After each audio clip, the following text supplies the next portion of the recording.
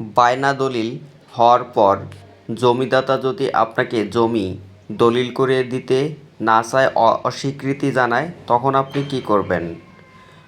বায়না দলিল নিয়ে আপনি তখন আদালতে একটি মামলা দায়ের করবেন।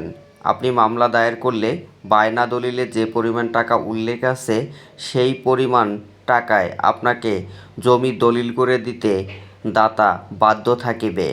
তাই যদি কোনো ব্যক্তি টালবাহানা করে তাহলে আপনারা বেশি করে টাকা দিবেন না। আপনারা বায়না দলিলে যে টাকা উল্লেখ থাকবে সেই টাকা দিয়েই আপনারা জমি দলিল করে নিতে পারবেন। অনেক ব্যক্তি করে কি, যখন টাকার প্রয়োজন হয় তখন বায়না দলিল করে দেয়, টাকা নেয়, নিয়ে আর দলিল করে দিতে চায় না। পরবর্তীতে জমির দাম আবার বৃদ্ধি করে চায়।